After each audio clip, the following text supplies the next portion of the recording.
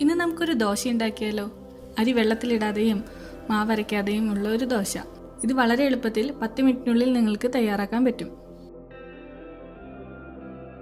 1.5 cup അരിപ്പൊടിക്ക് 1 cup തൈര്, അതാണ് കണക്ക്. ഞാനിവിടെ 1.5 കപ്പ് അരിയാണ് എടുത്തിരിക്കുന്നത്. 1 കപ്പ് തൈര്, അധികം പുളിയില്ലാത്ത തൈരാണ് ഉപയോഗിച്ചിരിക്കുന്നത്. പാകത്തിന് ഉപ്പ് എന്നിവ ചേർത്ത് നന്നായി മിക്സ് ചെയ്യുക.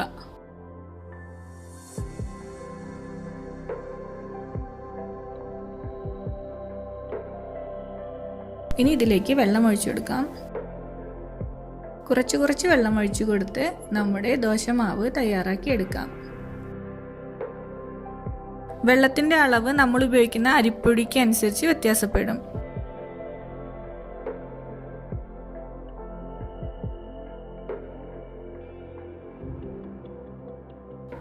ഞാനിവിടെ ഏകദേശം 1.25 കപ്പ് വെള്ളമാണ് ഉപയോഗിച്ചിട്ടുള്ളത്.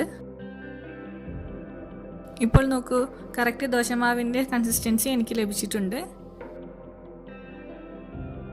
ഇത് ഫെർമെൻറ്റ് ചെയ്യാൻ വെക്കേണ്ട ആവശ്യമൊന്നുമില്ല. വേഗം തന്നെ നമുക്ക് ദോശ ചുട്ടെടുക്കാം. ഒരു ദോശക്കല്ല് അടുപ്പിൽ വെച്ച് ചൂടാക്കിയതിന് ശേഷം കുറച്ച് എണ്ണ തൂവിക്കൊടുക്കുക.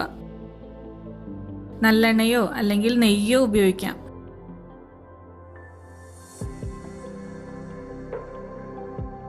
അതിനുശേഷം ദോശമാവ് എടുത്ത് സാധാരണ നമ്മൾ ദോശ ഉണ്ടാക്കുന്നത് പോലെ ചുറ്റിച്ചെടുക്കാം.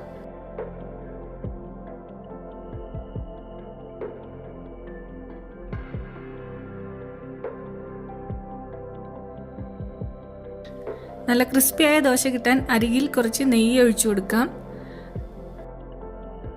ഈ മാവ് കൊണ്ട് ഊത്തപ്പം ഉണ്ടാക്കാനും പറ്റും. നമ്മൾ ദോശമാവ് ചുറ്റിച്ചതിന് ശേഷം കുറച്ച് സവാളയും പച്ചക്കറികളും ചേർത്താൽ നല്ല ഊത്തപ്പവും ഉണ്ടാക്കിയെടുക്കാം. നമ്മുടെ ദോശ വേവുമ്പോൾ തിരിച്ചിടുക. അപ്പോൾ നല്ല ക്രിസ്പിയായുള്ള ദോശ റെഡിയായി കഴിഞ്ഞു. ഇത് സാമ്പാറിൻ്റെ കൂടെയോ ചട്നിയുടെ കൂടെയോ സാധാരണ നമ്മൾ ദോശ കഴിക്കുന്ന പോലെ കഴിക്കാം.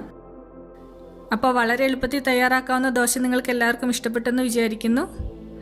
ഇനിയൊരു വീഡിയോ ആയി വരുന്നവരേക്കും see you all, take care, by.